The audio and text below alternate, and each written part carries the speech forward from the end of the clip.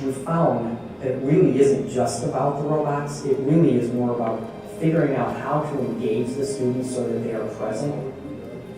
There's no question that it has changed the lives of the students that are involved in that program. And it's brought national recognition to our high school. And I know that our community is proud of that and our board is proud of that as well. Our success is a direct result of utilizing FIRST robotics principles to develop the curriculum and to develop the experiences our students have in our school. Because of those principles, it has allowed us to literally change the world one life at a time.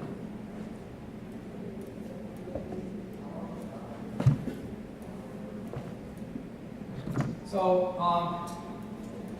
first vision is, we looked at first vision, we looked at first mission, and really kind of tried to take apart.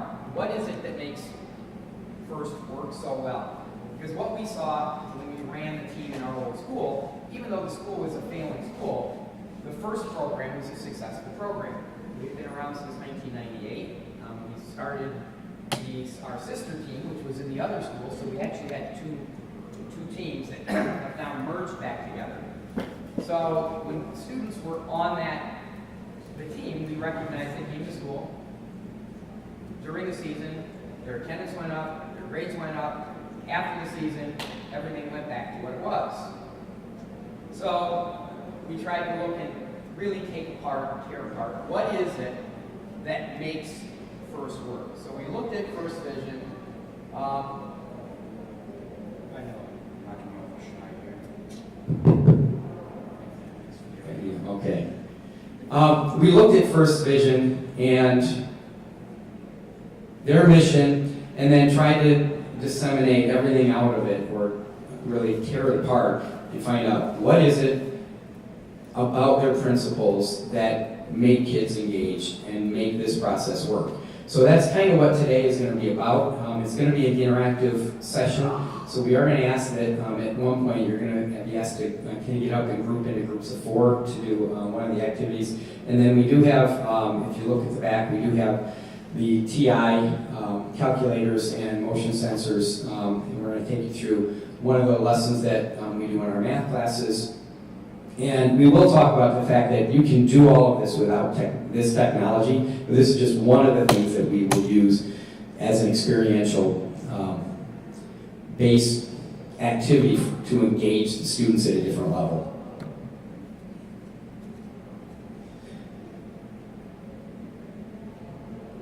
So again, most everybody in here, obviously you know First Mission, and one of the big things they do is base what they work on around mentor-based education. And then the methodology is to engage students from kindergarten through high school. And for us as a high school, we have to take what we get. We realize that. We're working hard to try and change what our middle school and elementary schools are doing, so we actually are trying to grow our program. There's conversation to move actually down to the 6th grade, and then they have started another in elementary school that is IB based, that's going to do a lot of these practices at the elementary level. And so the principles that we use: mentor-based approach to teaching and learning, building science, engineering, and technology skills through experiential-based learning. And we'll break these apart and talk about these and do some demos on these. Real-world problem-based engagement of students. And then developing community-based partnerships and fostering a well-rounded life capabilities, soft skills, and college readiness. And for us, that's key, because our students all have to attain a college certification in order to graduate from our program. And so, the mentor-based approach. You don't have, it's not like you're seeing here. Okay. The mentor-based approach. These are some of the research, and I hate using a microphone, I'm sorry. Sorry. You're doing great. These are some of the research that we've done, or that has been done around the mentor-based approach. And we use understanding by design as one of our main undertoning in terms of curriculum design, and that is by Grant Wiggins. And so there's several quotes from him in here. The knowledge base of the world is doubling every 13 months. That was in 2013. So we're doubling the amount of knowledge that we have in the world every 13 months.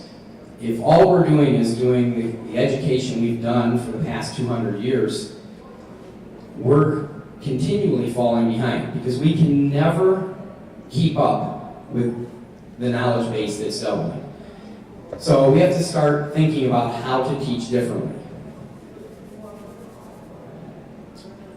Wiggins says, we are hired to help students do their work, not to teach them what we know.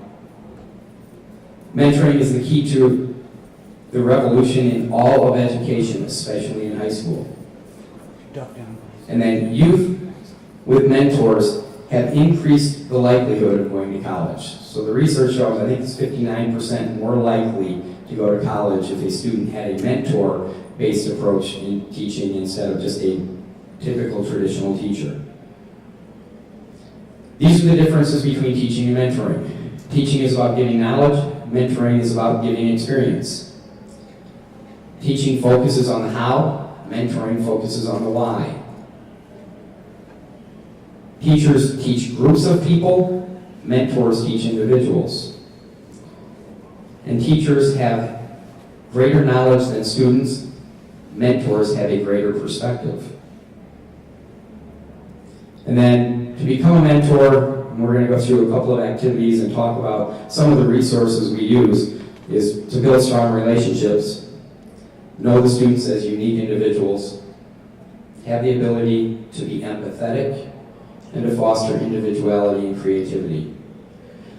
So this is the website we use. There are tremendous amounts of protocols that allow you to develop a relationship with the students.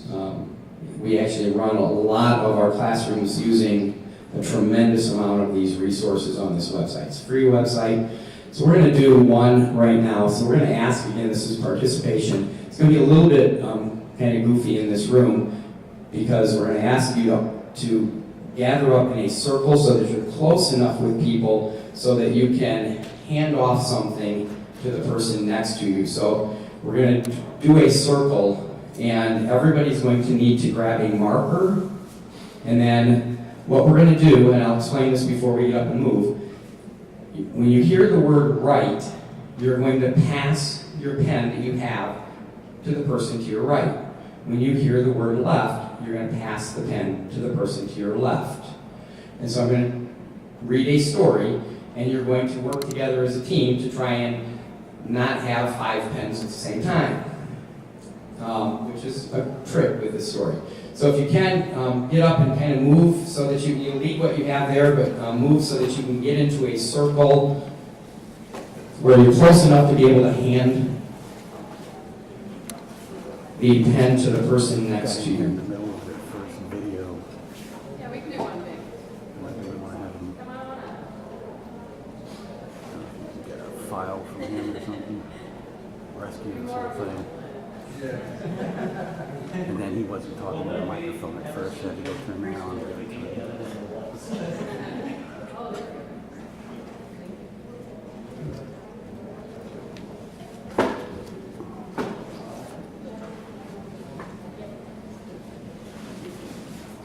Okay, if you have something else in your hand, you might want to put it on the floor. So I'm going to read a story, and again, when I say the word right, please hand the pen off to the person to your right. When I say the word left, hand the pen to the person to the left. So this is the story. This is the story of the Wright family. Last night, the Wright family went to see a baseball game between the Boston Red Sox and Minnesota Twins. They left the house at 6 o'clock. Right after the family finished dinner, Mr. Wright drove everyone to the game in the red family van, which was always parked on the left side of the garage. In the van were Mrs. Wright, Bobby Wright, Katie Wright, and Joey Wright. As they drove down the street, Mrs. Wright waved to Lisa, their neighbor, who lives 2 houses down on the left. She was watering her garden on the right side of her house. As the Wright family approached Fenway Park, Mr. Wright exclaimed, "I can't remember where I left the tickets." Joey Wright said, "I saw you put them in your right-hand pocket." Mr. Wright checked, but they were not there. Katie said, "No, Dad, that isn't right. You left the tickets with me for safekeeping. I have them right here in my purse." What a relief. "What a relief," said Mr. Wright, as he turned left into the stadium parking lot. Joey almost left his baseball glove in the van, but right when Mr. Wright was about to lock the doors, he remembered he had left it under the seat. The Wright family had to wait in line a bit, but finally made it to their seats in left field. As they sat down, Mr. Wright looked to his left as the whole Wright family and smiled. He had made the right decision in getting tickets for the game. Do we all have one pen? Okay, let me ask you a couple questions here. Where were the Wrights going? What game? And? Very good. What color was the van? Who was their name? The neighbor's name? No. What was their neighbor's name? Started with an L. Lisa. What was Lisa doing? Watering your garden. So, this activity is kind of multifaceted. First of all, usually I do it much slower in a group, and we'll do it a couple of times and try and challenge the kids to, by the end, they get it right. I usually use a variety of different things, not just pens, because that way it makes it that much harder to grab, because some of them are fluffy animals and some of them are tennis balls, and so all of a sudden they drop it and the ball goes rolling across, and so it just adds a little bit of excitement to it. But the other thing is we kind of talk about when you're so focused on one thing, you miss out on a lot of other things that are going on.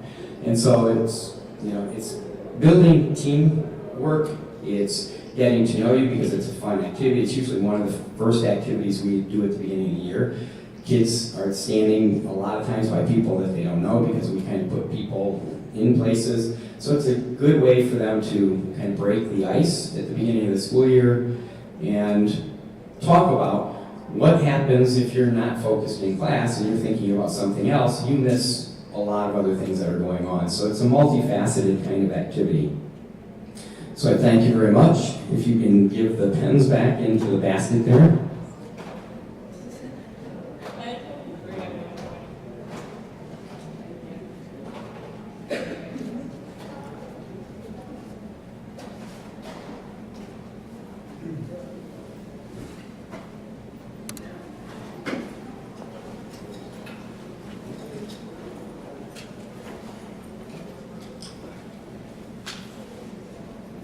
So a couple of other things before we move on, because we're going to go back and get the calculators out here in a few minutes. All of the material that I have here is going to be in a Google folder.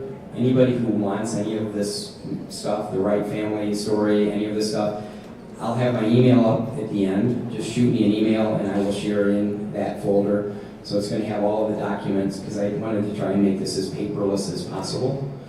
So the next thing, so the community building or relationship building with the students was one of our primary goals in setting up the school. How are we going to make teachers different than we're just standing up here as the owner of all of the knowledge? We really try and get students engaged in constructing the knowledge themselves. One of the projects that we do, and again, I don't have it in the thing because we won't have time to go through it here, but I'll explain it briefly, is students often go through and do recipe labs. I know I can remember back to my physics and my chemistry high school classes I went through and did a ton of things. We made peanut butter. And I can't tell you one thing I learned in making peanut butter other than we made peanut butter. We made cookies before a holiday, and we just followed a recipe. And you mix this, and you mix baking soda, and you mix, and then you're supposed to somehow magically learn something from this.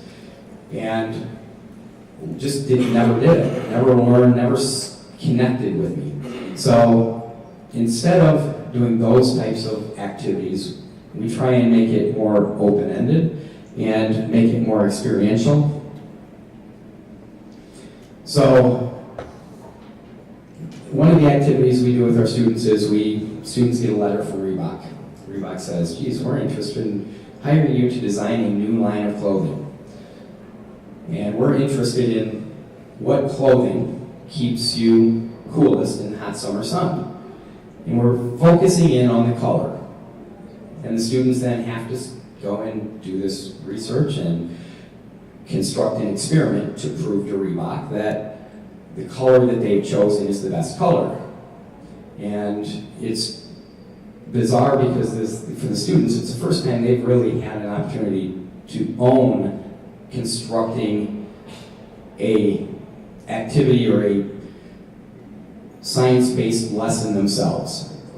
This past year I had students, they have to do a minimum of 5 colors to prove the color is the best color. I had students hammering up crayons, doing these bowls full of crayons. I had students painting slices of bread different colors and putting them out because we have heat lamps or sun lamps.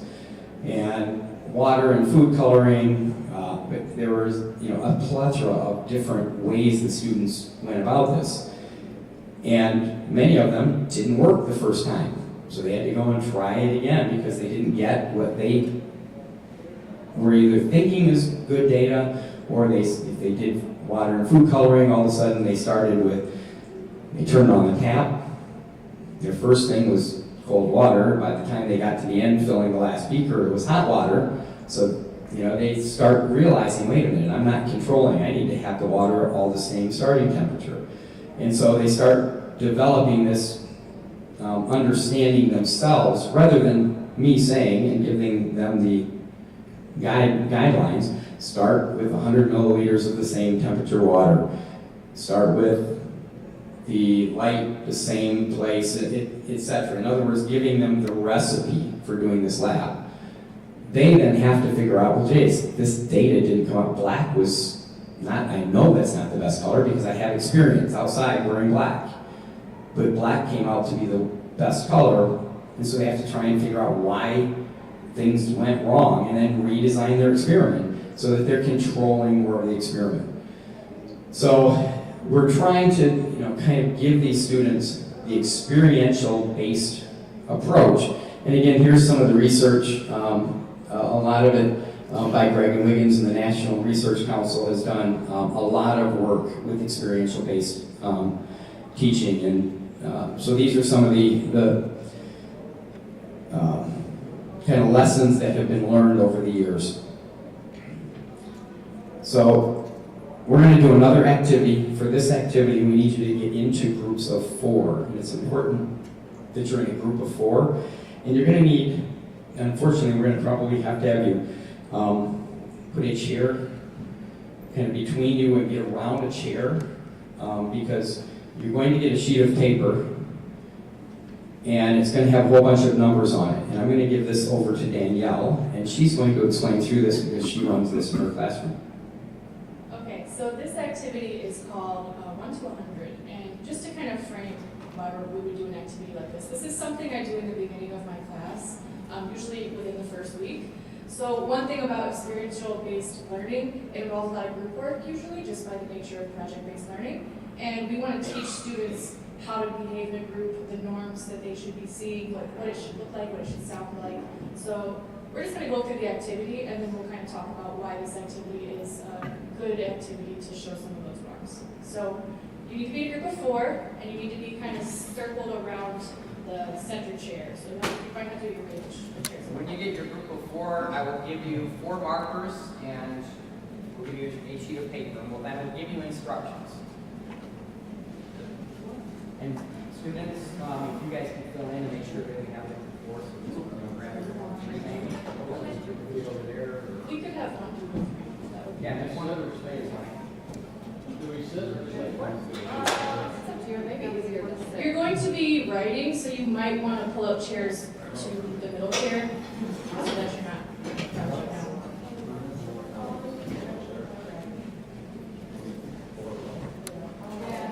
So you're gonna probably. Yep.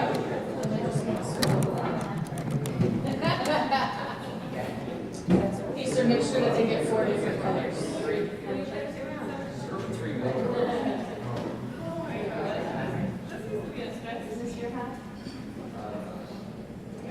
So you'll need a chair, something. And then as long as you can all reach the paper, you're good. Yeah, oh, flip the paper over, yep. Should be upside down, sorry. Yep, don't look at the numbers yet. And again, you will get this is in the Google Docs, so, or Google Drive. So go ahead and take a second, introduce yourselves, just so you know who's in your group.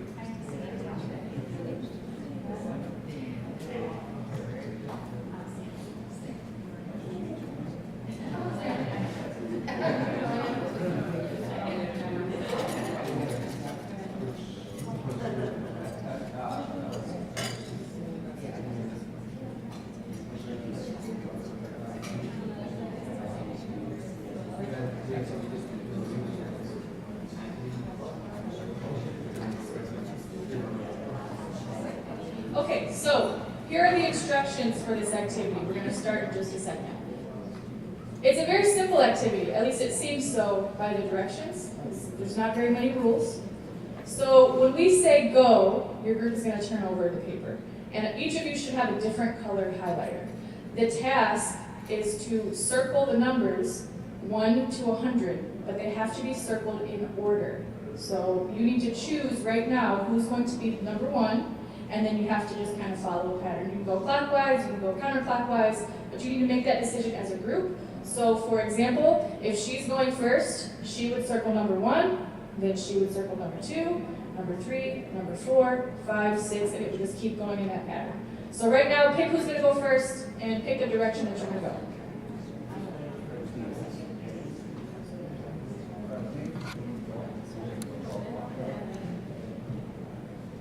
Okay, now, the other rule to this task is that you cannot talk. You also cannot circle a number for someone else. You can point to the number for them, you can help them out, but you can't tell them where it is, and you can't do it for them. They have to circle their number with their specific highlighter. So that's pretty much the only rules. You can't talk, you gotta circle them in order, and you can't circle a number for someone else. They have to do it for themselves. Yes. It's yes, it's a race. For the first round, we're gonna have 1 minute, and we're gonna see which group can get to the highest number. Maybe we have someone get to 100, we'll see.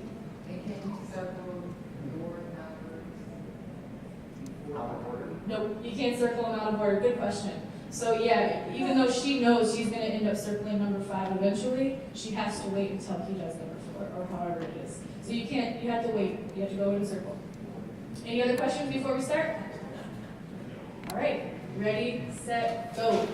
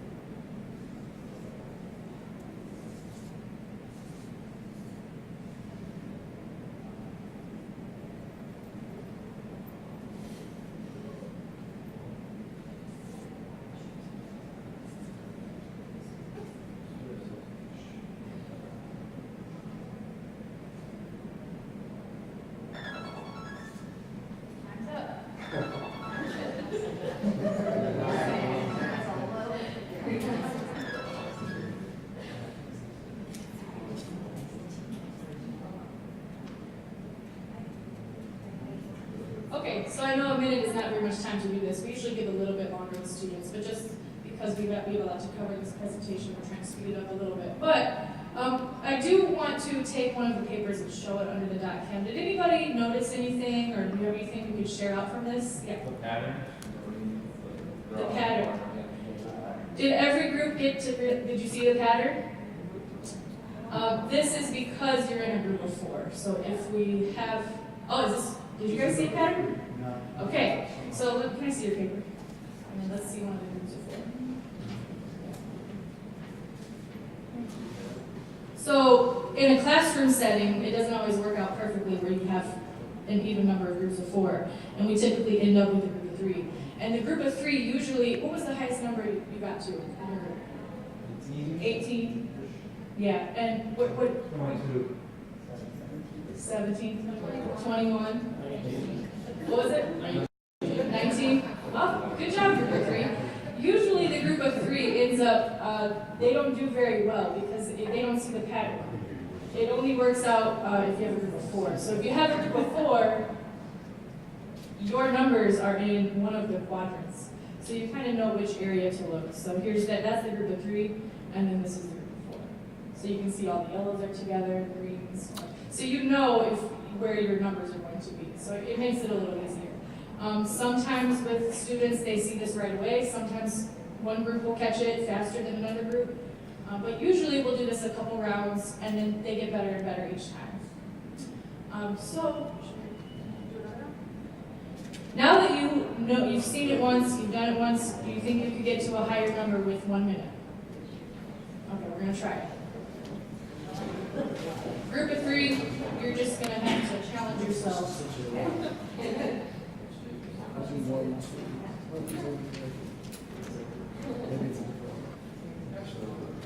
Keep it flipped until she says go. There's strategizing.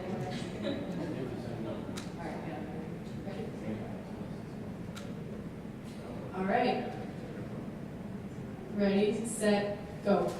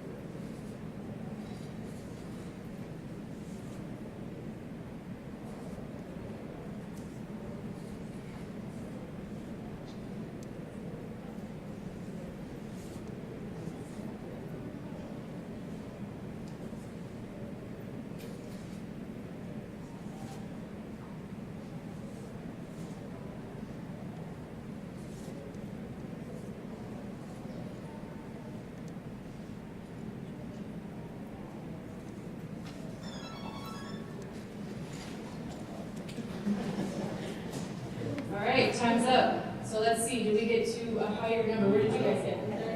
30, 25, 34, 32 back there, group of 3, 21, not bad. Good job, everybody. So depending on how much time you have, you can do multiple rounds of this until every group gets to 100, if the time allows for that. But I do want to debrief a little bit just for why this is powerful with students. So I don't know if I'll be able to show this or not, but as you were working, I walked around and I took pictures. So in a classroom, what I would do next is I would actually show these pictures. And I would show the first round pictures, and then I would show the second round pictures. And we would have a discussion with the students on what differences they notice. So what does it look like when you're working in a group? So one thing, because in my class we use a desk for this, and I have tables, so there's 4 seats at a table. The first time around, I always have a couple groups where the students are passing the paper to each other. So she would circle her number and then pass it to the next person. And this group usually takes the longest, they don't get very far. And then we have groups that look like how all of you looked, where your heads are over the paper, everybody's working together, people are pointing. So we have those discussions on what a group should look like, what it should sound like, and it's really powerful. It helps us out for the rest of the year. So, do you have anything to add? And then usually it's really funny when I show the pictures. Most of the students they're like, I didn't even notice you were taking pictures. And we talk about that too, because if you are really focused on the task, you shouldn't really notice the distractions that are going on around you. All right, if you want to move back to the seats, feel free to do that. Give us your highlighters. You want to go? Yeah. We have extra copies of this, so on your way out, we can get you a hard copy of the numbers if you want. We also have it.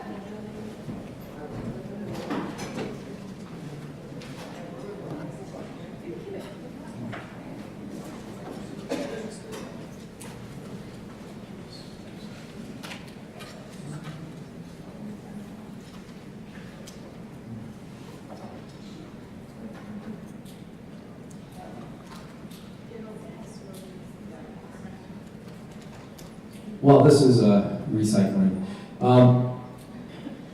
One of the things that we recognize as we're doing these types of activities is the grouping of students in group work, and having them really, again, take ownership. So I'll oftentimes put them in groups for short projects, but for larger projects, larger group projects, we do a roller coaster project where we build roller coasters for marbles.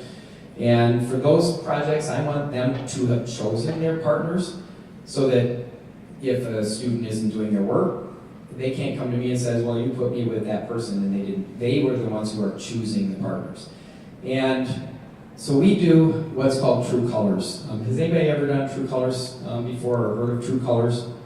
So True Colors is an activity that you can do that is kind of like a Myers-Briggs type thing. Tells you about your learning style and your kind of how you react with other people. So there are 4 different colors, and I'm going to explain the colors. And again, this is in the Google document, but in order to do the calculator and the motion sensor thing, we really don't have time to go through all of this in terms of you doing your numbers. But if you can see the screen, I'll go through this real quickly, kind of in your head. Kind of keep numbers. You're going to number 1 through 4.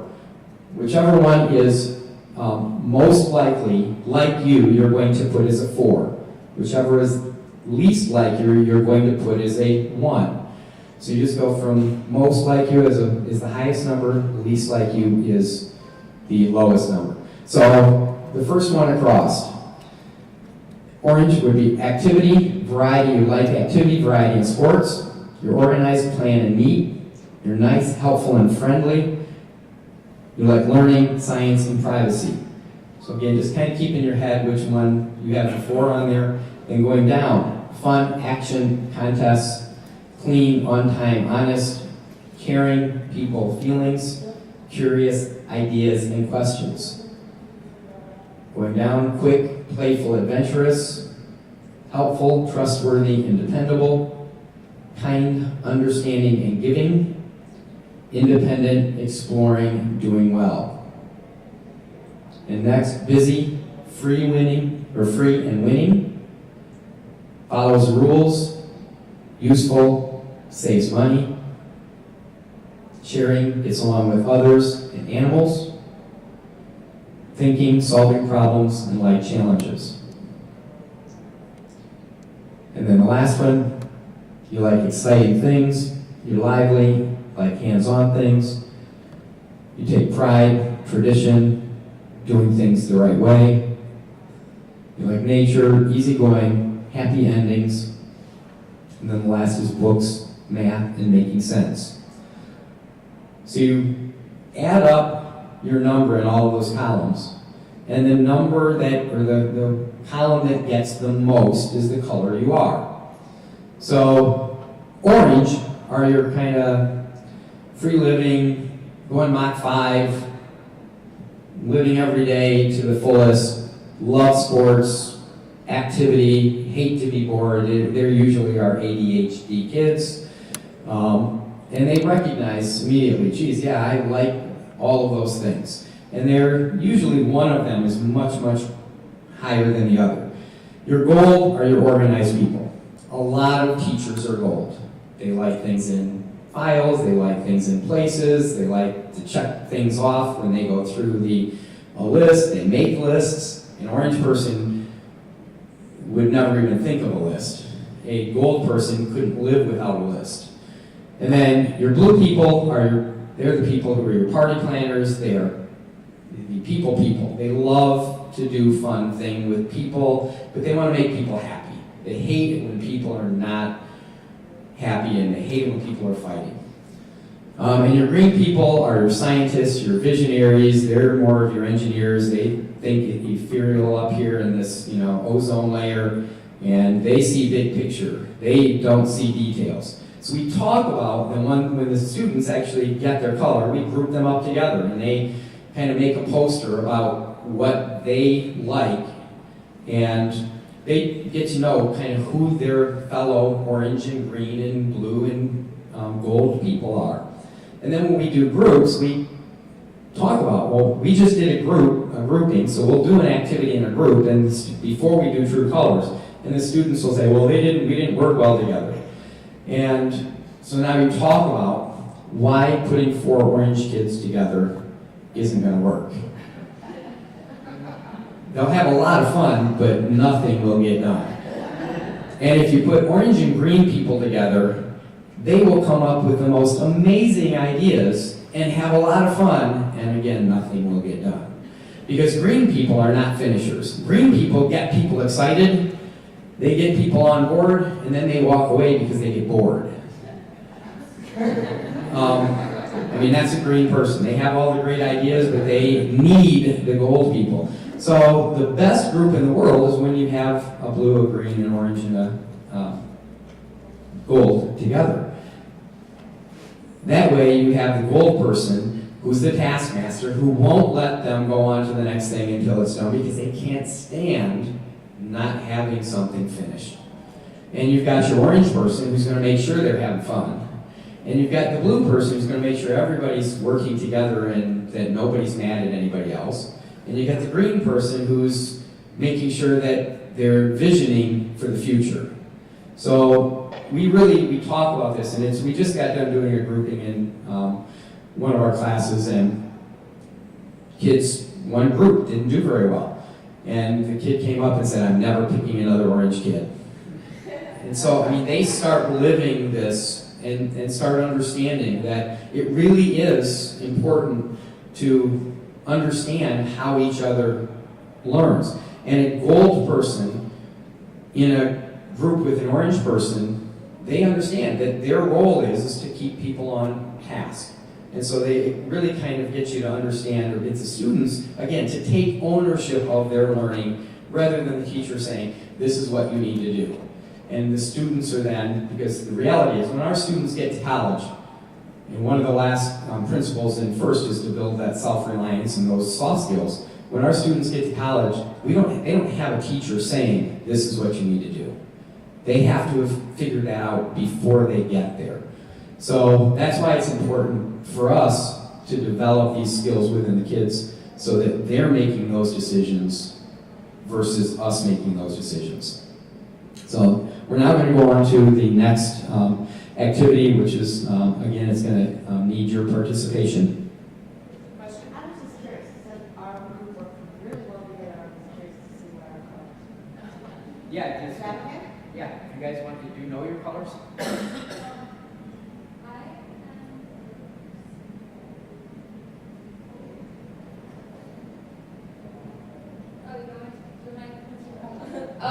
My color is, I would say it's like gold. Yes. Were you in the groups and group? Mine is more so of a blue. And mine was a combination of like green and gold. Yeah, you'll usually have blue-green split. You'll usually have 2 colors that are your main colors and 2 that that are not at all. Mine are orange and green. And years ago I had 0 blue. Like if I could make zeros for blue, I would have.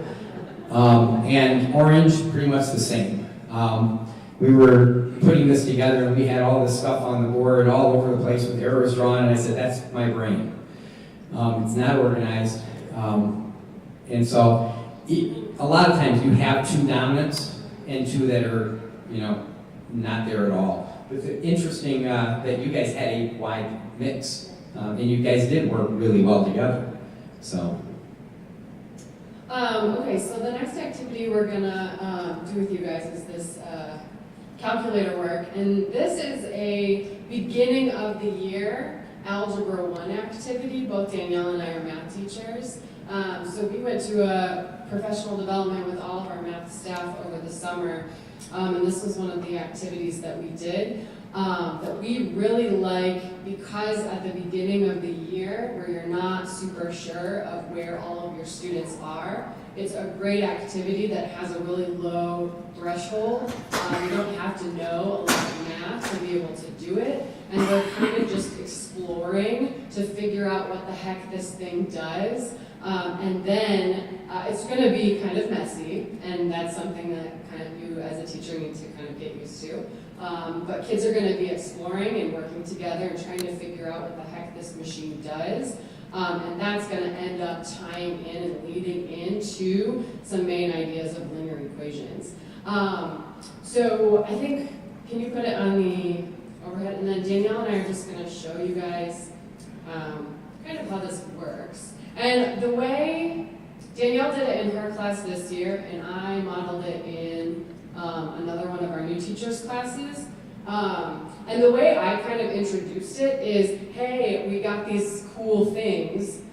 They are called CBRs, which is computer-based ranger. It's kind of like a motion detector. And today, we're just going to let you guys figure out how the heck these things work. And so very little instruction at the beginning, other than just modeling for how the machine actually functions. And then from there, kids are just messing around and starting to notice some things. And we have some probing and guiding questions that we have pre-planned that we generally will go around to each group. We may not get to do that just for time's sake, but we are going to give you guys some graphs and try to ask you to walk these graphs once you figure out kind of how this works. So, so just to kind of give you an idea, when you turn your calculator on, you are going to see this screen. We're going to have you in groups of 3. So one person can hold the CBR in the calculator, one person's going to be your walker, and then the other person is what? One person holds this, usually because the other holds Yeah. and then the other person holds the calculator, and then you have a walker. And that calculator person can kind of coach your walker if you're trying to match the graph perfectly. They can kind of give them some suggestions as to how they should move. But just to give you an idea of exactly what you're going to need to do, down on the bottom you see the start button. Actually, do you want to zoom out so you can see what button they're actually hitting for the start?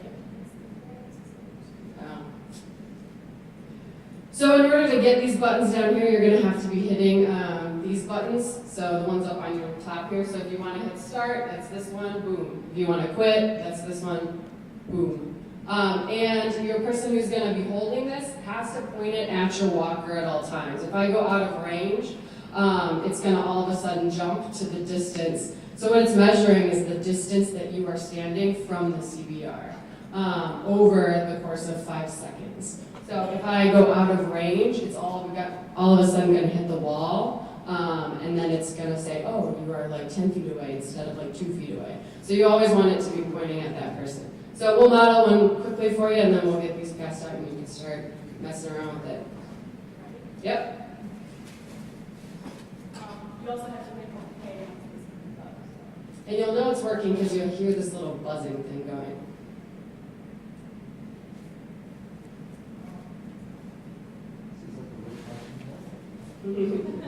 Technology comes in.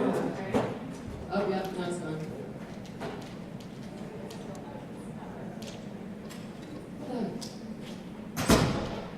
Just like in the classroom. I know, right? Let me get a different one.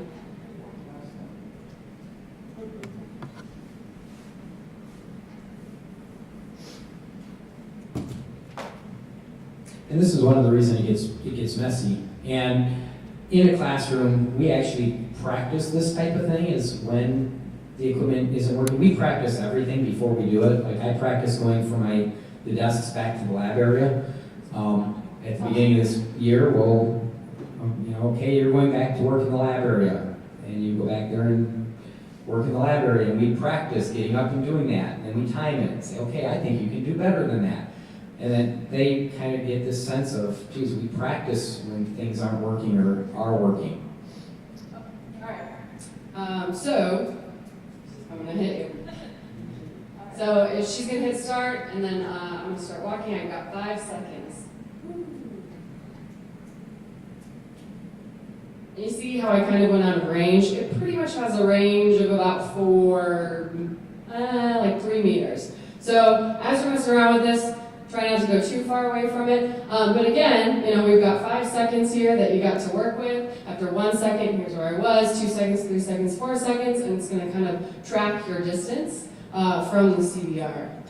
And when students are doing this, right away, they might not recognize that that's seconds and that's distance, just depending on, where they are with distance and time graphs. But that's not really the point at first. So they just kind of explore and they walk and they just figure it out. So if you could organize yourself into groups of 3, and we will get each group of 3 a calculator and a CBR. When you find your group members, decide who is your walker, who is your CBR holder, and who's going to be your calculator person. You'll need a thank you.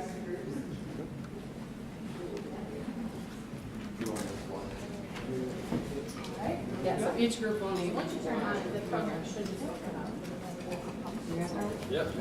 Cool. Okay,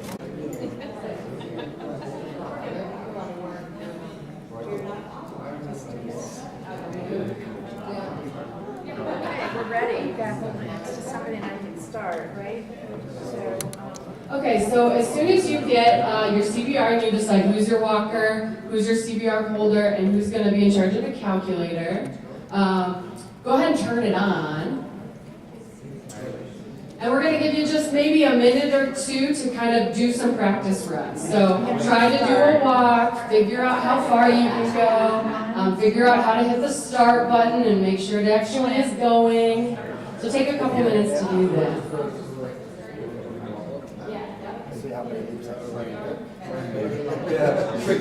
Transferring data. Here you are. Put on the reset. Well, yes, I can start. And then start, right? So we can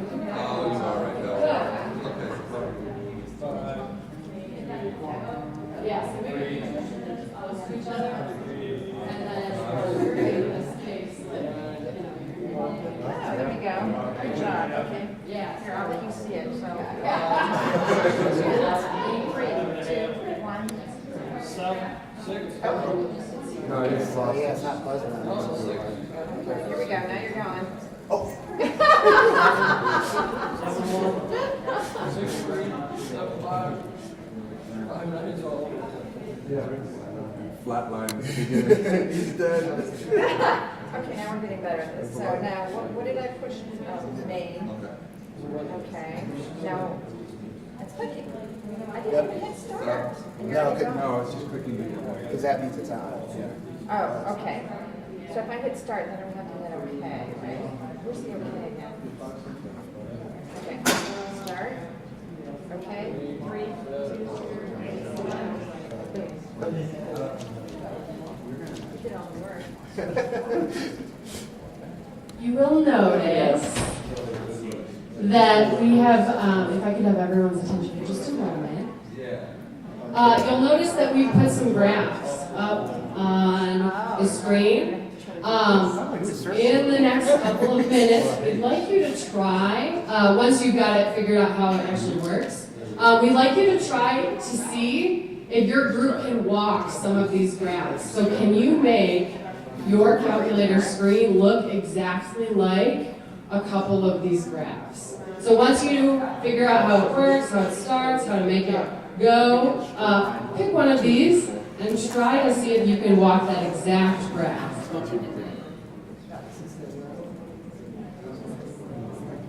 We can do the first one. Yeah. That's just Okay, like- okay, so, start,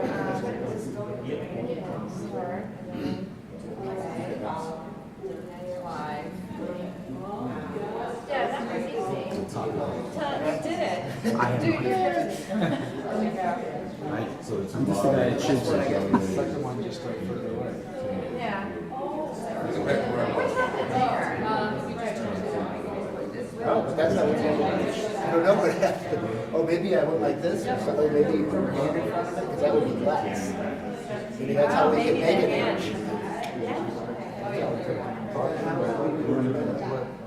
Yeah, I think if you do like this. How's it going back here? We're good? We're good. Oh, kind of got a first one. Very nice.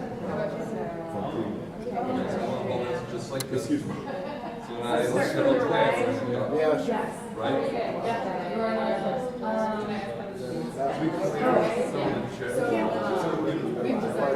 went too far away.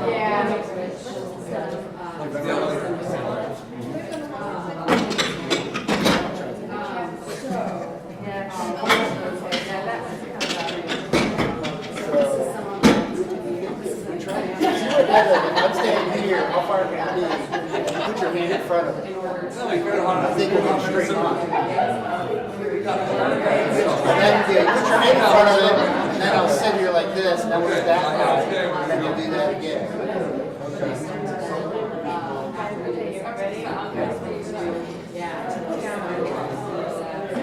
Well, we're too high up. Ready? Just jump. Go. There's no line. No, we're. I guess you have to be the closer. So I need to be about.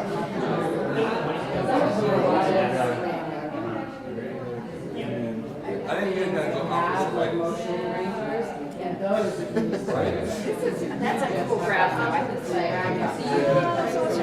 So this is sending out Somehow I gotta get it like distance away. Like here. This has got to be the. Oh wait, let's do it to the wall. No, it has to be the Top and bottom, and then I'll get in the middle.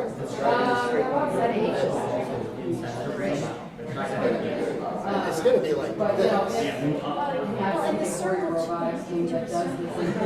Yeah, but.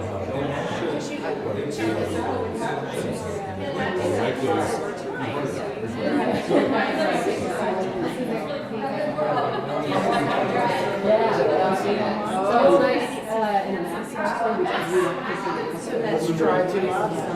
Here, why don't you hold it over here? So you hold both.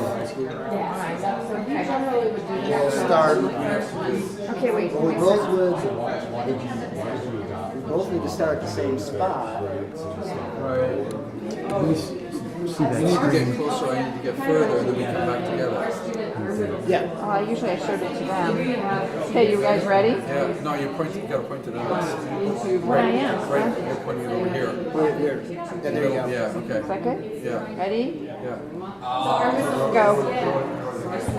It doesn't see you both. Doesn't see us both? So we need activities like this where we can then tie into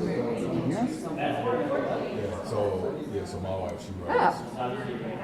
That's interesting.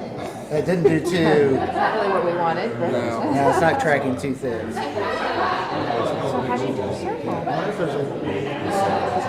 Try it again. Point it like right in the middle of us and just stay close.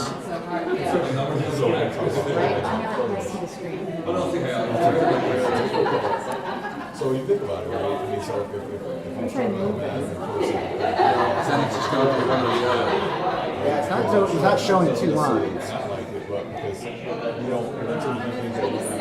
Whoa.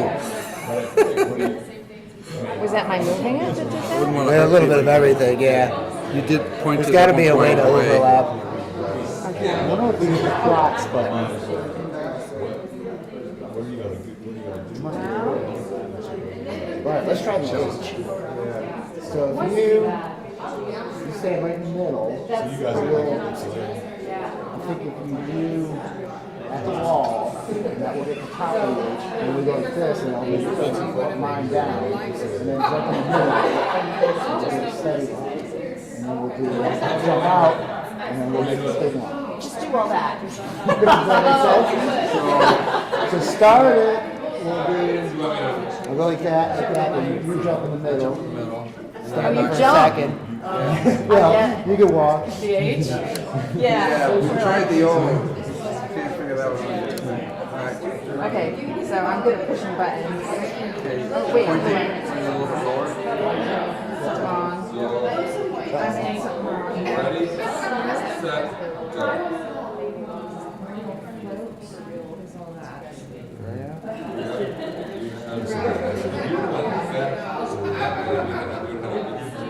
When all else fails, turn it off.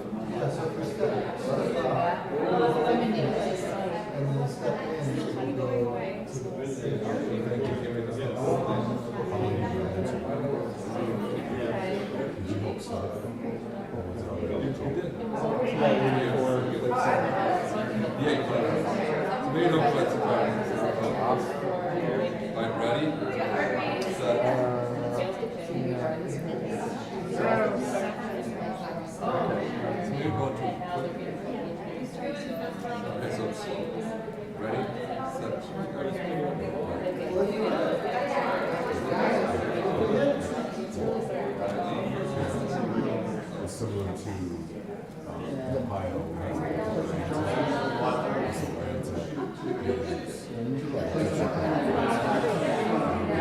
So just right at the wall. Here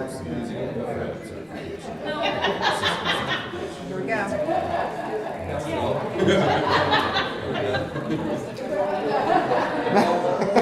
I think we're too far for the wall. But let's see.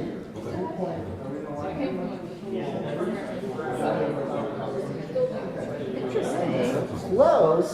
The wall's too far, so that's I think we're doing. Yeah. Coming more closer. Yeah, a little bit closer. We try to circle. Leave one right forward.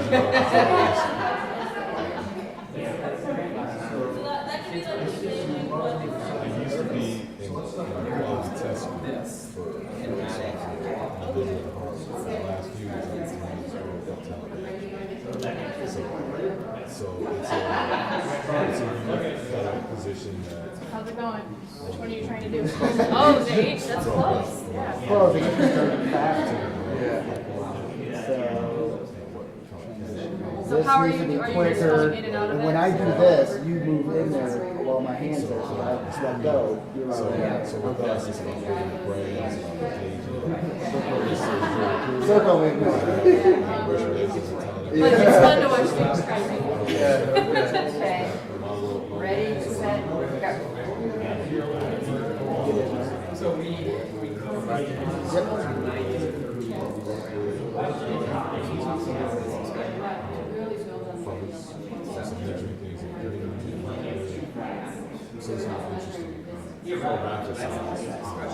the elementary school is just over. That was close. Yeah. If I would have just gone like this. Ready, set, go. Okay.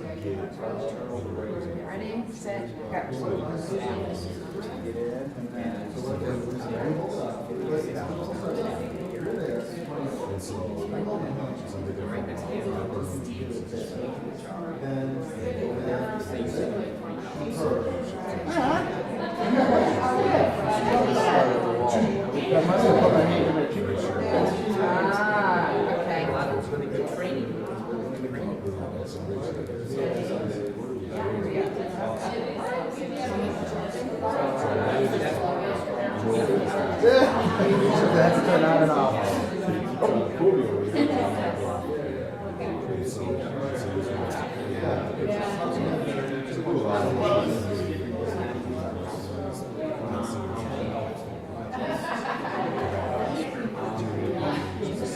What did I say?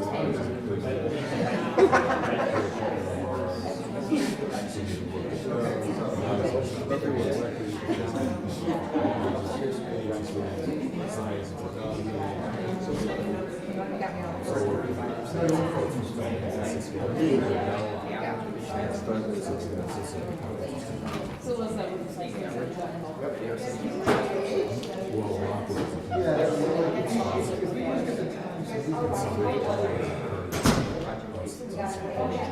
If we could just maybe wrap up trying to get these graphs in the next minute or two, and then we are going to bring it together and debrief. So go ahead and take another minute or so. If you haven't tried one of the 6 graphs, maybe try that one now. And then in about 2 minutes, we'll bring it back together. Try the H if you want. At one point, you can't answer two.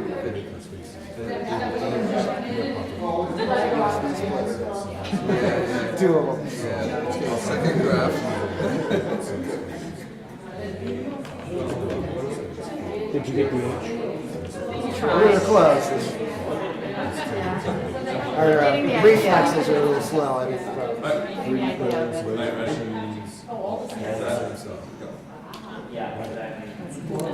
So the attitude is we learn about and everything's called co-pillars, right? Actually taking these segments of caterpillar and have different So I think once we go past Right, if you want to head back into your seats up here, we can kind of talk a little bit about where this goes.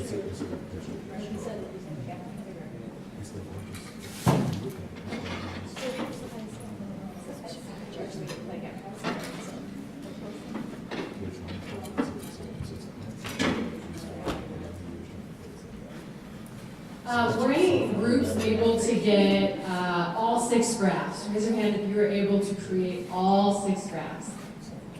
Okay, what about 5 of those 6? Okay. 4? Did anyone get 4? Okay, we've got one group. What about 3 graphs? Okay. Yeah, so how many people jumped to the circle or the H first? Yeah, it's hilarious that our student groups did that because oftentimes that's what students want to do. They don't want to go with the boring line. They want to jump into the circle or the H. And now the way that we usually give these to students on paper has those at the bottom. And you really have to redirect students, okay, start, because they'll get frustrated, and then start with the very first one. See if you can make this line and see if you notice anything about that. Now, as a spoiler alert, the circle and the H are impossible to make.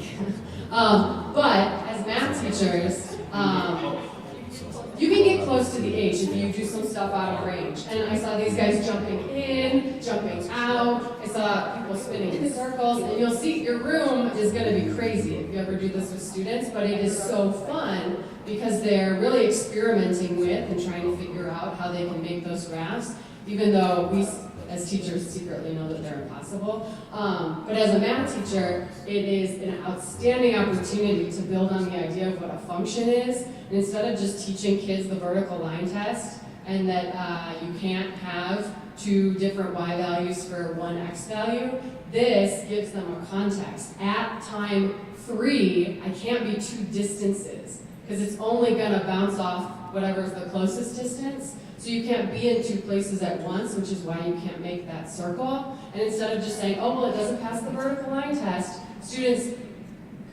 understand the concept behind why functions are just something that has 1 y value for every x value. Danielle, do you want to talk a little bit about these? So in a classroom setting, usually I would debrief with the students, we would talk about each graph, and we would just kind of share out. And we would have each group kind of just organize their ideas on a poster. And when I did this in my class, these are actually some of the posters that the groups did. I don't give a lot of guidance as far as what to put because I think it's important that they understand the key points that they were supposed to take away from this. And usually they do. So we have students put things like how to move faster. If you move faster, this is what the graph looks like. If you move slower, this is what it looks like. If you start closer to the CBR, then the graph will be lower down. If you start farther away, it will be higher up. So if you can just hit next. These are just some examples of the work that they came up with.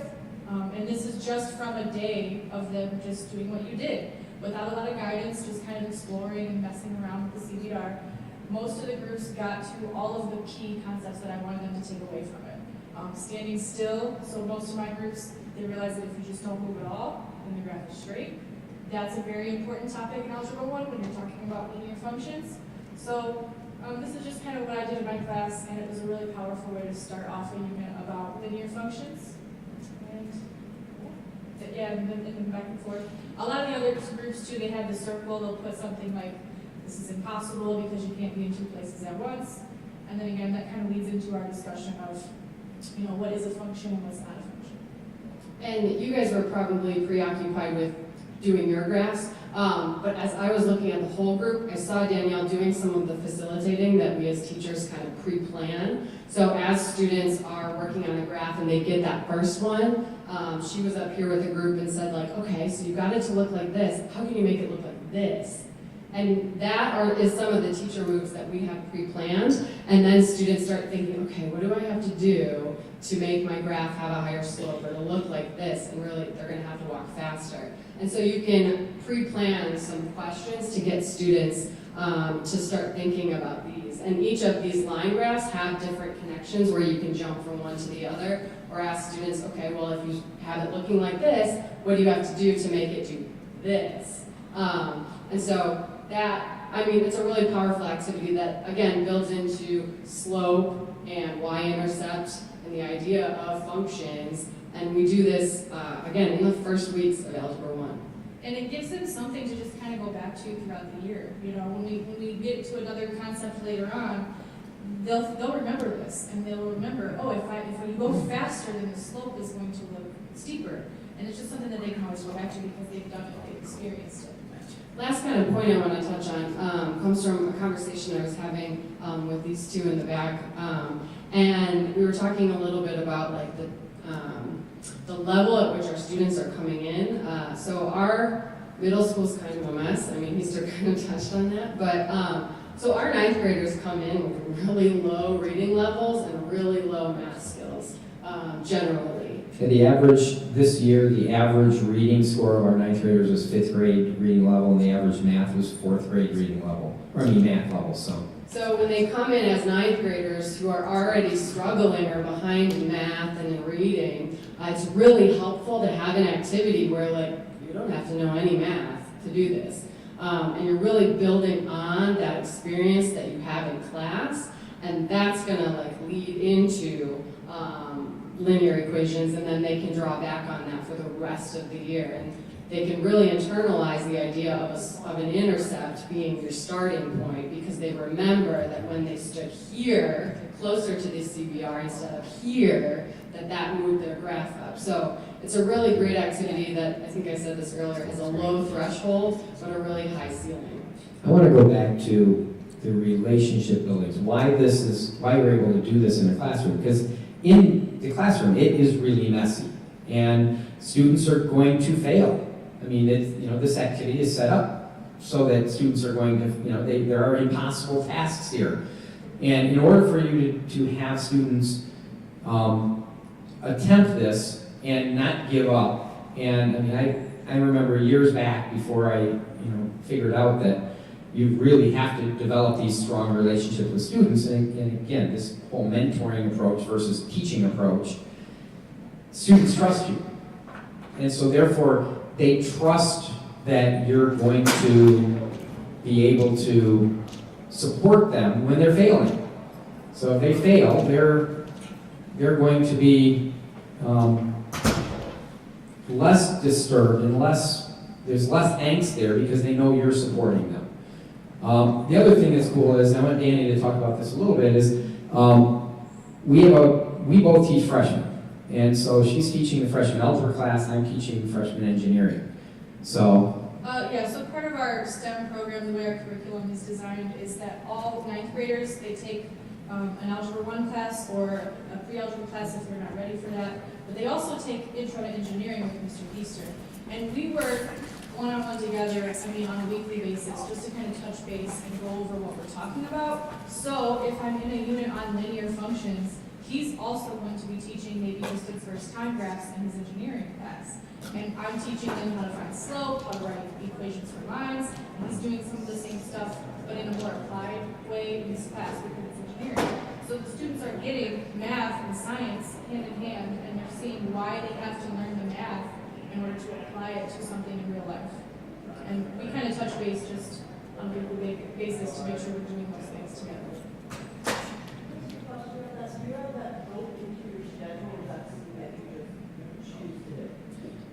Because we're small, we've got 220 students in our school.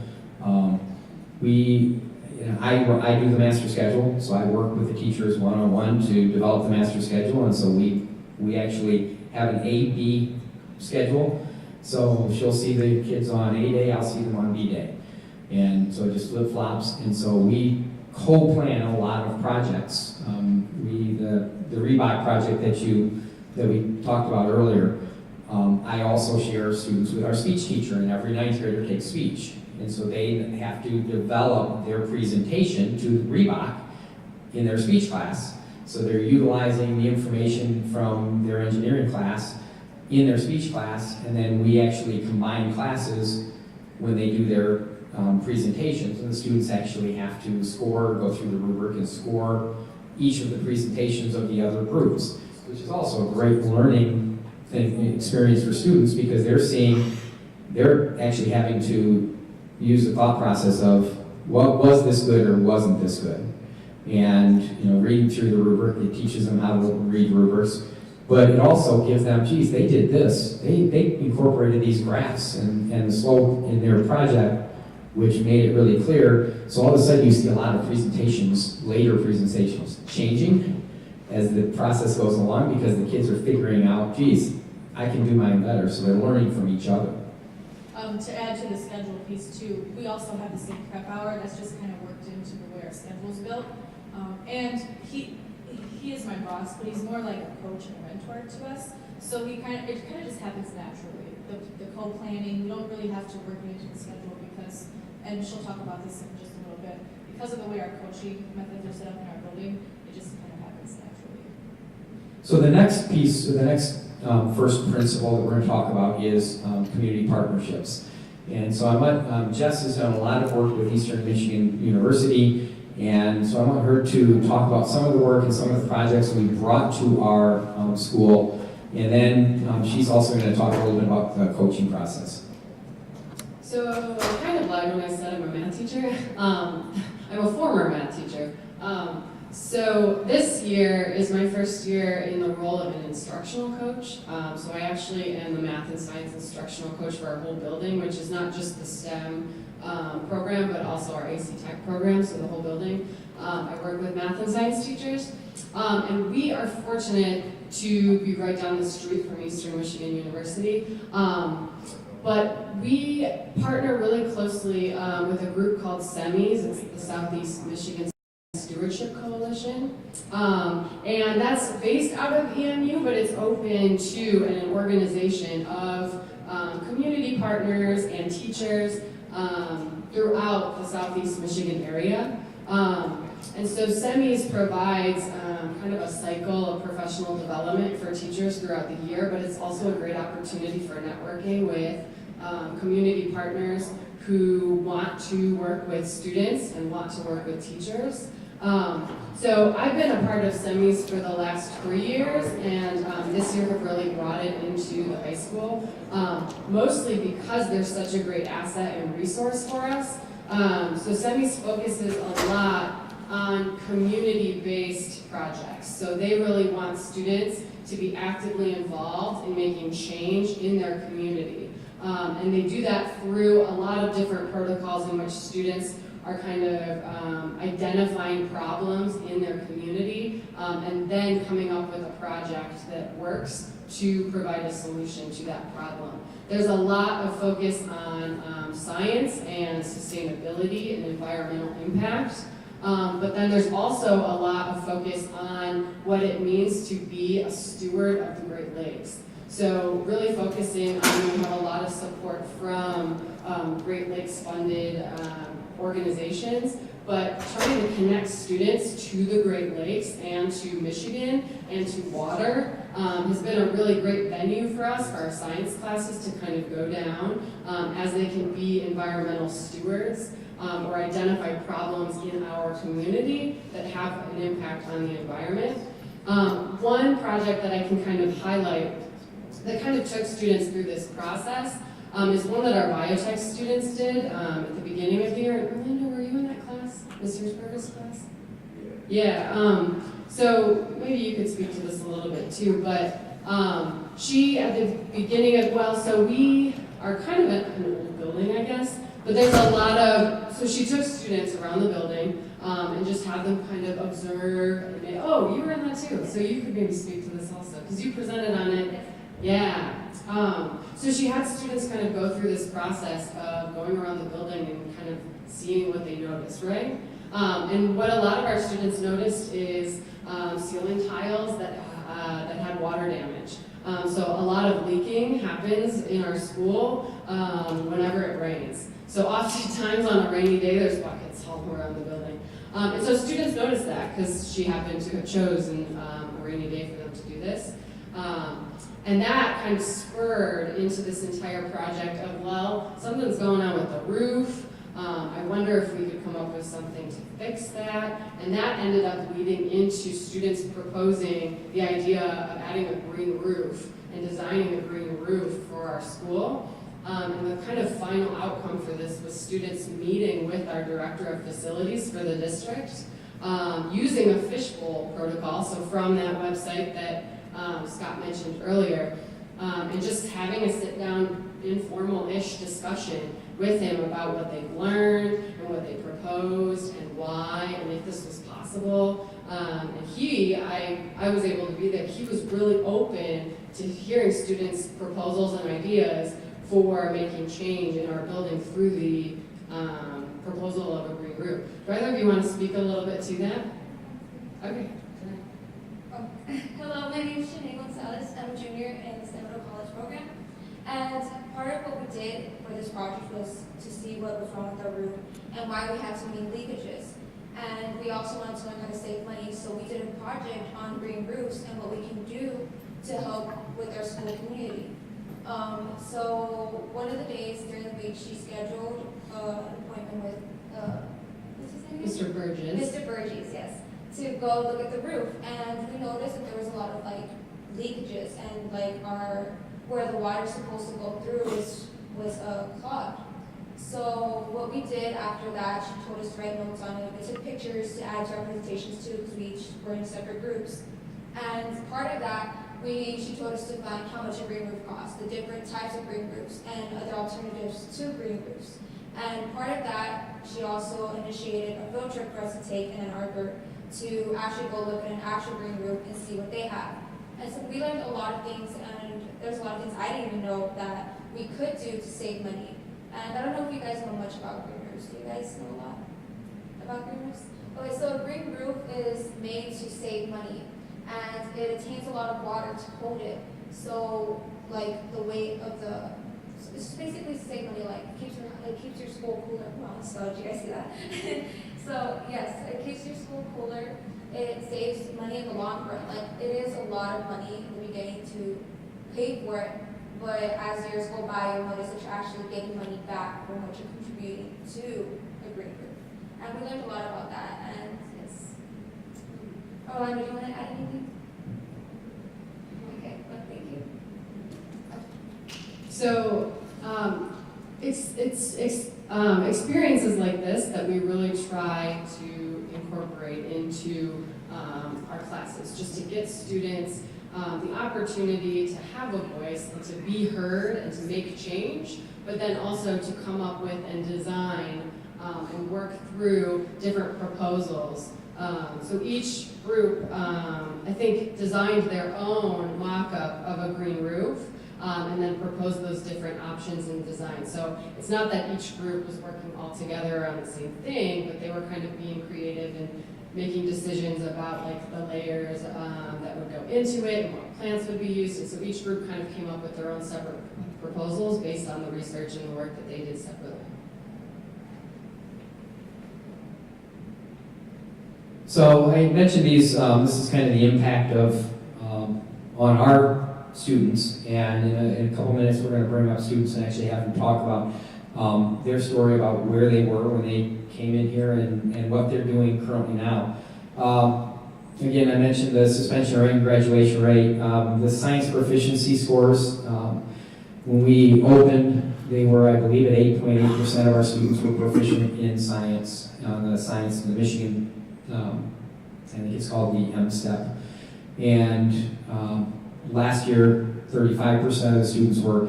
The state average, the M-STEP is not, I mean, as a state, we're not doing great. The average in the state of Michigan is 20%. So we're actually 15% higher than what the state average is in terms of science proficiency. And through a lot of the work that we've done in terms of the work that Jess has done with the place-based education, we've developed a lot of very rich partnerships. We have a very strong partnership with the University of Michigan. They worked with us last year. We actually worked with them to develop a satellite. They were celebrating their 200-year anniversary, and so we actually manufactured, designed with them, and then manufactured in our facility a CubeSat satellite, and that was their prototype. It is shot up for 1 year. It will actually be burning up on re-entry, but that was for them to learn so that they could design a 100-year time capsule. So we were a part of that process. Orlando was actually one of our lead machinists for that. And I want Orlando and Ari are both involved in a manufacturing class at Washington Community College that came out of this project. We developed a partnership with Washington Community College to now create a certification track for students who are interested in machining. So I want them to talk a little bit about the project that they're in, or the classes that they're taking at Washington Community College right now. Well, I'm Ariana Murphy. I'm a junior in the Middle College, and pretty much the class, we have 2 separate classes, well technically 3 or 4, but they're separated in 2 different classes, where we have a blueprint class and we have a machining class. The blueprint class pretty much teaches you the basics of blueprinting, and it teaches you like certain things that you're going to need to know if you go into the engineering field. Like, for example, we learn about field welds, and we learn how to like read like a basic blueprint. And in our machining class, we learn like certain machines, like we have a lathe, we have a mill, and we pretty much learn like the basics of those, like how to put a tool inside. And one of our projects for our machining class is to pretty much put into this app called Excel, and we have to like put like down like a certain amount of points. And it's a project where pretty much we get to do like our own little model, and we get to make it into an acrylic part or a wood part if you want it to be bigger. And they teach you pretty much along the way like how to do this and if you need help. But it's pretty much like an on your own thing. You just need to like make sure that you like know like the fundamentals of it and like the instructions. And they're there to help you. Like they're there like at least like 2 hours after class just to sit there and help you if you need the help. And pretty much within those 2 classes, you learn like a lot that you didn't know that you were gonna learn like before you joined the class. Like before that, like I joined the class, I was like, okay, this is gonna be like an easy class. I thought that like it was gonna be like easy instructions. But when I joined, it was like, okay, this is like very like inspiring, because now that I know that I can like earn a machine certification when I'm done with this class, now that I know that I get to earn like a certain amount of credits, and it like motivates you to like want to do it more. So Ari, this is Ariana, by the way. Ariana, talk about your, where you came from and a little bit about your backstory, and the video that we're going to be showing tonight at the showcase event that has you in it. Talk about what your family's thoughts about what you're doing. All right. Well, before I joined Stewardship College, I was in a decision to make whether or not I was going to stay in the school and area that I was in, or if I was going to join the Stewardship College. But a lot of my family told me to stay where I was because, one, I am a female and I'm joining something that has to do with engineering and manufacturing. Normally you don't see a girl in a factory doing machine machining work. And my dad and my mom, like, they always like fought over things, and they told me, you can't do this because you're a girl, you can't do this because you're this age or this age. And normally I'm disappointed in that because of the fact that, one, they're disappointing me. Two, they're disappointing themselves because I know that I can do it. I know that I can reach out. And not only am I a girl, not only am I African American, but I am a girl that's like in the STEM middle college. I want to pursue a career as a mechanical engineer. And normally girls, or just in general, you don't find many people that want to do that. But once you actually like put your mind to it and actually become interested in it, you're gonna want to do it. You're gonna want to motivate yourself to become more than the average person that people think that you are. For me, it was hard because I didn't have a father in my life for like the last 10, 15 years. I raised my siblings, and then on top of that, I went to school. I've been in STEM since my freshman year. And it impacted me a lot because it brought me inspiration. I had mentors and teachers around me that I thought that would just be a teacher to me. But instead, I can go to them for problems that I have dealing with school or at home. Without like this Ypsilanti State Middle College, I don't think that I would have made it as far as I wanted to. Before I even came here, I wanted to become some type of engineer. But without this Ypsilanti State Middle College, I don't think that would have been possible.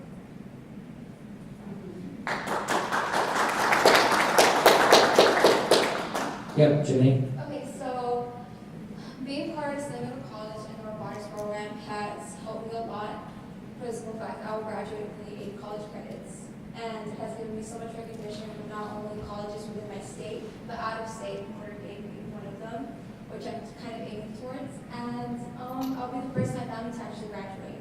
And right now, I'm actually taking college classes in Washington College, where they're going to do the machinist certification degree. And I've gotten to experience the world too. I traveled to Washington D.C. last year to help lobby $1.65 billion to keep helping fund for STEM programs. So I've gotten to experience the world in more ways than one. And like Ariane said, they're not just our teachers, they're our mentors, and they prepare us for real world events.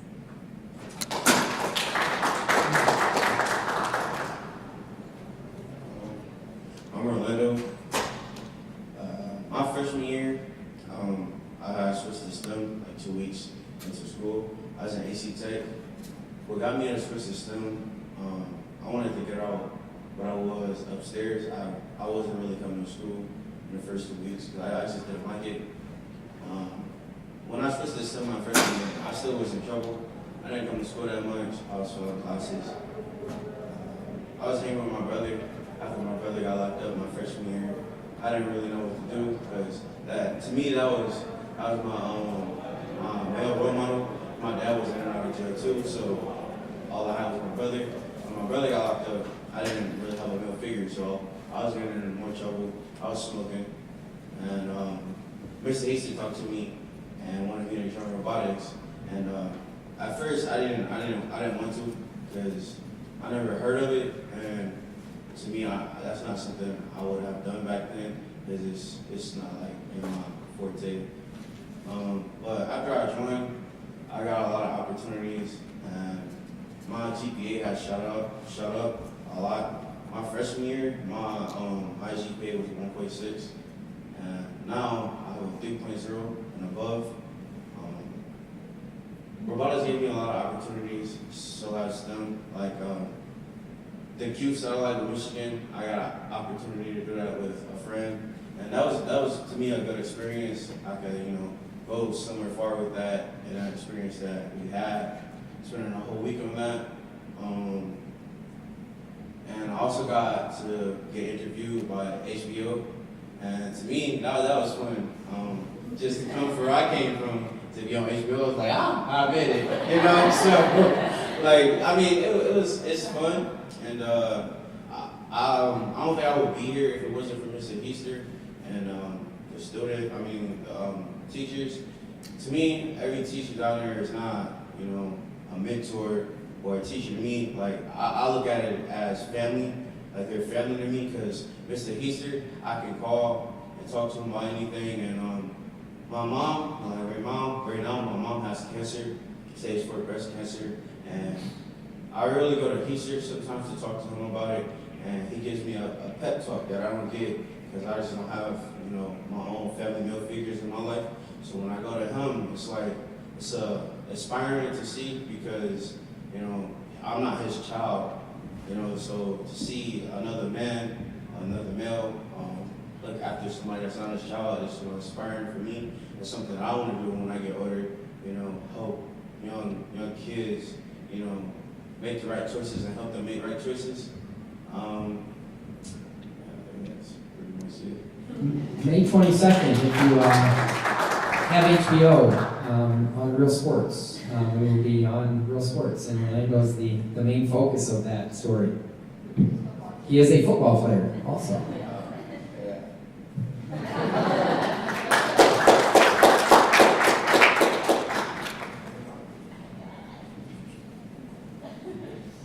Hello, my name is Alex. I'm in 9th grade at the STEM program at Ypsilanti High School.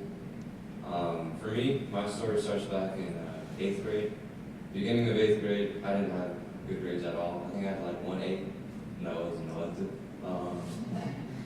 So my parents, you know, got the report card, and they were like, all right, we need to have a talk. So I was sitting down with my mom and my dad, and they were like, all right, if you want to, you know, have assurance and like, make money in the future and, you know, be happy, you need to get your grades up and, you know, countless of other things. So that conversation, you know, really changed me. So second trimester, I started to do my work a lot. And I finished second trimester with all A's. Third trimester, all A's, 1B, thanks to art. So once I finished 8th grade, I was like, all right, I'm gonna go to a good high school. And then I applied for one, and I got put on the waiting list. So I was like, okay, I'm gonna have to find another high school. I found Ypsilanti STEM College, and I was kind of like, you know, debating on it. You know, you hear all these bad things about Ypsilanti, and then I was like, what's the worst thing that can happen? Like, my brother and sister went there. So I joined it, and the first week I was like, all right, you know, it'll go by. But once I got to, you know, meet the teachers and meet my friends, I realized that the school was really over stereotyped, and I guess STEM just kind of like changed my perspective on things and not to judge them by like what they look like or, you know, what you hear people say. Like, you need to experience it, because a lot of people, you know, talk bad about Ypsilanti High School. Like, I've never been to Ypsilanti High School. They go to different high schools. So yeah, that's kind of my experience at STEM College. Thank you. One of the things I want Jess to touch on, because we have time, and I wasn't sure if we would, but we have a few minutes. I want her to touch, and we'll have a chance for questions and for you guys to talk to the students at the end. But I want her to touch on coaching. Danny, Jess, and I have worked a lot on the coaching thing, but I want her to kind of take you through her role and how she is able to get teachers that are traditional teachers to move to this kind of experiential, inquiry-based, or understanding by design type of a process. So I think the approach that we take with students, when teachers are mentors of students, we really try to take that same approach when it comes to developing teachers as well. So we are lucky to have the opportunity to have a role of an instructional coach at our school because we're able to offer mentoring to teachers who are traditional teachers. So it takes a big shift in thinking to try an activity like the CBR one that you just did, and to have your class be a mess and crazy and unorganized for a traditional teacher. Similarly, to jump into a place-based project where you're working with community partners, that's a big adjustment. part of the things that I've been able to do with my role in not being in the classroom this year is to offer teachers support at whatever kind of stage they're at. So we have some teachers who are already rocking and rolling, have had some training, have tried a couple projects, and the support that I offer them is very different from teachers who are very traditionally taught and teaching traditionally. So I have an opportunity to really spend one-on-one time developing and coaching teachers and taking them from wherever they're at and kind of working forwards into kind of a more inquiry-based or project-based approach in the classroom. So the main thing that I have found the most beneficial for people is that it's really hard to try a project or to try an activity if you've never seen what it looks like. So some of the work that we've done is partnering kind of with some of our new teachers. I will go with them to observe some of our master teachers' classes while they're doing something like this. So we're lucky in the fact that I can take a teacher and we can get them their class covered, and I can take them into Heister's class and we can kind of observe what's going on to give the teacher a picture of like what teacher moves have to happen and what's actually going on. And it's very different to just go in and observe a class by yourself than it is to go in with me or with another person who knows how his class got to be the way that it is. So it does really look like magic when Heister says, okay, ready, go, and the kids run back to the lab areas in like 5 seconds and they're already like jumping into group work. So for a teacher who sees that, it's like, what the heck, how did he get that to happen? But I can kind of sit there and talk with them about, okay, well, Heister does a lot of training with his students throughout the year, and there are a lot of activities like the one that Danielle led you through, where we're coaching students on how to collaborate and what that looks like. And so if you're walking in a good chunk into the year, it does look like magic, but there's a lot of back work that goes into it. So we have been lucky to have the opportunity to go in and kind of, I can sit and tell a teacher like, well, this is how we got the kids to be able to do this. And this is what he's doing when you see him doing this. And this is what he's thinking about when kids are in groups and he's going from group to group to group. Similarly, because I don't have a classroom this year, I have the flexibility of going into a teacher's class and modeling. So that CBR activity, I went to the summer professional development on it. Danielle did it in her own class, but we had a new teacher who did not go to that professional development, who's one of the teachers I'm mentoring, who we spent a lot of time, he's more of a literature research person, so we spent a lot of time really digging deep into what is the difference between inquiry and project-based learning and problem-based learning. And so we spent like the entire first semester just helping him sort through what those differences are and which one he would be even interested in trying. And once he kind of picked one, then I was able to come into his class and lead that activity. And so he sat back and he watched while I taught his students, and we went through 3 days in a row of that activity and coming like through the fruition of that. So then, again, once they're able to see what it looks like in action, then I'm able to do one-on-one planning with that teacher. So we spent a lot of time after he saw me modeling to plan an inquiry activity, and then he led the activity that final time, and I just watched and observed, and we debriefed. So coaching and mentoring when it comes to growing teachers has been a really important part of our model, and I think Heister kind of naturally does that. So he naturally will mentor all of the teachers in the STEM Middle College just because that's kind of how he is. But my role has really given us a solid amount of time. Heister doesn't necessarily have as much time built into his day because he's still teaching, and I'm able to really spend quality time with teachers, developing on and working on kind of pushing them more towards the model that we believe is best practices. I want to introduce another one of our staff members. Yeah, the kids have a lot of subs today. Our whole staff is here. So this is Dan Schump, and Dan's going to kind of tell you how he came to be. This is his first year with us, but it was an interesting way of coming to us.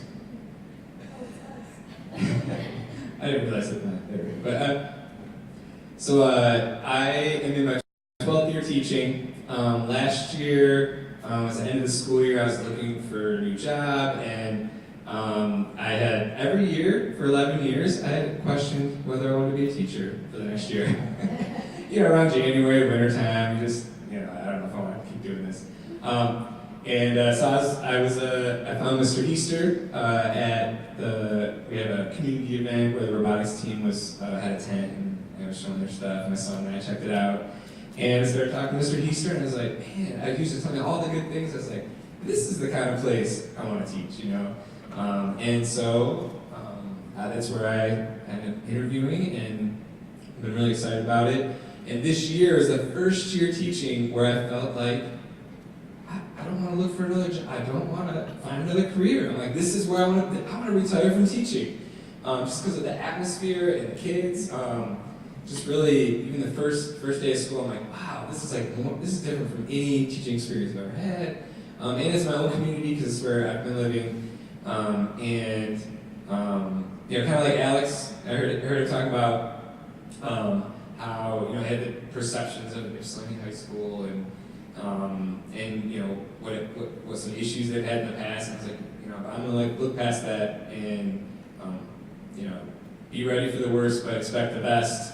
And I was just blown away just by the community that our school has.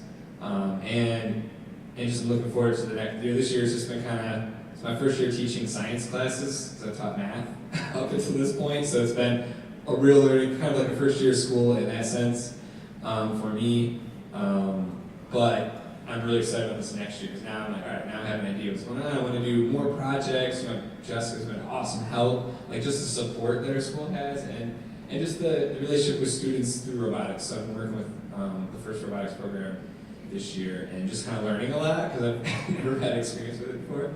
So the kids have been teaching me through that, and I'm just really excited about next year and just what my role might look like. So thank you. So that pretty much concludes where we're at. If anybody is around tonight, we are going to be at the showcase event. We're the closing video of that event tonight, and I'll be saying a few words at that. So if you're a mentor and haven't gone to the showcase event in the past, they're pretty cool events. It starts at 5:30 and there's drinks and hors d'oeuvres and stuff for an hour, and then at 7 o'clock is when the actual event starts. But it's last year was my first one I'm going to, and you get to hear a lot of really cool stories of what some of the programs around the world are doing and how they're impacting kids. It's awe-inspiring. It's hard to leave there without tears in your eyes. So if anybody has any questions, certainly would entertain questions there. If you want to come up and talk to the students, my email and card is up here. So if you want to email me your name and say, hey, I would like the material from the presentation, I'll be glad to share you with that Google folder. So, question? So I got a bachelor's in physics and a master's in industrial systems engineering. And you want a job? And I've noticed working on a robotics team with other people in engineering, and also just coming up in professions, that people who start with a science background and then move to engineering have a little different way of looking at problems. And people who start in engineering can go through with engineering, and if you find people who start with math and go up into engineering, there's another path. It's a nice diversity of ways of looking at problems. And often at robotics things, they talk about STEM, but really they are always talking about engineering. And I try to really stress to the kids that everybody's mind works differently. And if you're someone who likes to start from stone knives and bear skins to build solutions to problems, starting in science could be really good. If you like solving puzzles and then applying those skills, mathematics could be a place that you can come up. If you're a person who doesn't like dealing with all that stuff and just wants to get to the problem, engineering is a really good place for you to start. But it seems like often in STEM, it gets to be more of a focus of engineering and how science and mathematics supports engineering instead of really saying, you know, there's a diversity of kind of how people come at problems and looking at that is good. You guys deal with that at all? So yeah, we really we understand same thing. It's bigger than that. The partnership we have with our community college is huge. We have a nursing program, so we have many of our students that do the nursing track. We have an automotive collision and engine repair track that students can go and get their certification in that. We have an airplane mechanic track. We then have the students who want to do the engineering. So it's a wide range of things. We've got kids that have been really involved in the green project that really are leaning towards that environmental impact. You know, that's what they want to do, is some kind of environmental work. So, you know, our electives, we don't have a lot of electives, but our electives are, we have a CAD elective class, CAD and 3D printing. We have a bioengineering, a biotechnology class, which is where we do the green roof and a lot of the environmental work. And then we have a creative engineering class where, you know, students do. Last year, a student built a go-kart. And so they kind of do, you know, they pick their project that they want to do and run with it. So we try and, you know, not limit it to just engineering. Even our robotics program. I mean, this year we've had, I think, 73 students who have been a part of the robotics program in one way or another at one of our events. And it was everything from, you know, kids who have, you know, never touched the robot because it's not their thing. But, you know, their thing is going out and, you know, coming up with all the creative. I mean, we haven't changed our name to STEAM, but art and, you know, that creativity part is a big part of what we do. So, any other questions? We are a public school. We get about $4,000 less than our neighboring school per student, but it's state per pupil funding. And then we have a lot of partnerships with our corporate partners, General Motors, ZF. I mean, there's a lot of people that, I mean, the robotics budget last year was about between 60 and 70,000. And that's all community money. It's all money that either grant money or, you know, money from a community partner. So again, that community partnership piece is huge because it helps fund some of the things we do in our classrooms too. How much effort does the district and college course have to the schools? It took us about 2 years to get it authorized. We decided, and really when I came up with the idea of the school, it was in the back of my mind that says we need to do this, but we really didn't start the work until the second year we were open, and then it took us about 1.5 years after that to get authorization. So it's not a tremendous amount of work, but you do have to get authorization from the state. So we are a state authorized middle college, and we can grant our students college certification through going through our program. So,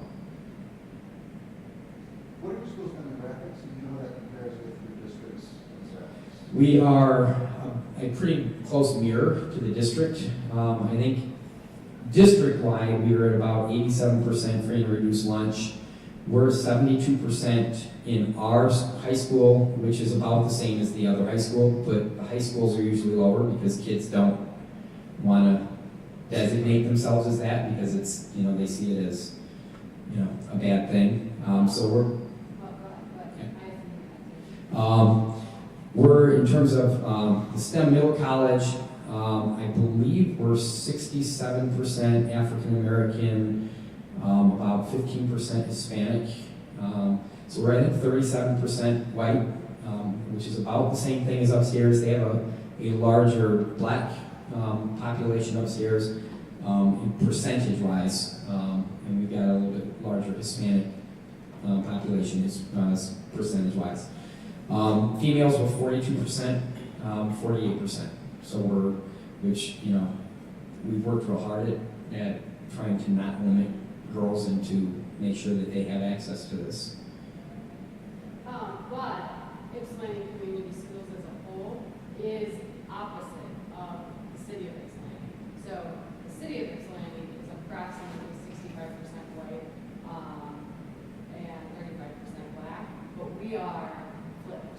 So what often happens, or what has happened traditionally, is that Ann Arbor Public Schools is next door, and Lincoln is next door, and school of choice, often we've had a problem in the past of students opting to go to different districts, even though they live in Ypsilanti.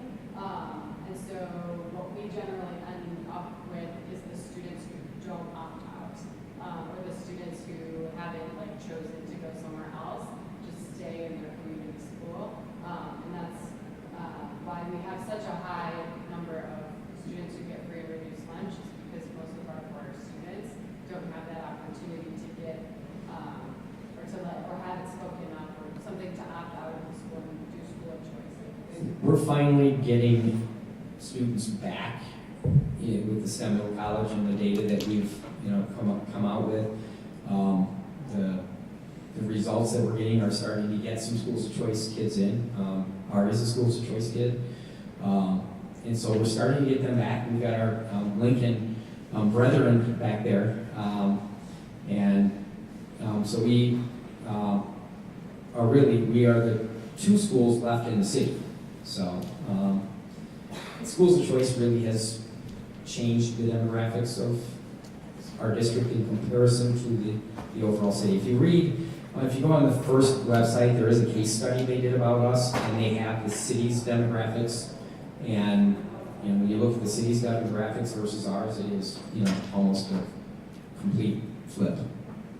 And do you know, free and reduced lunch, we should put them together, but are you more free or more reduced? We are more free. Yeah. We're mostly free. We actually are in the grant. We have a grant that we're 100% free. I mean, we get none of our kids pay for it, but we are out of our population. I think I have 3 students that are reduced in the STEM population. The rest of them are free. Is that something our schools likewise? It's easy to overlook that distinction, but it is. Yeah. Well, thank you very much. I think we've gone over a little bit. It's hard to believe it's already been 2 hours. Thank you very much. Again, if you want, cards are up here. If you want to chat with any of the students, they would love to chat with you. They're very talkative, even though they haven't been today. Thank you.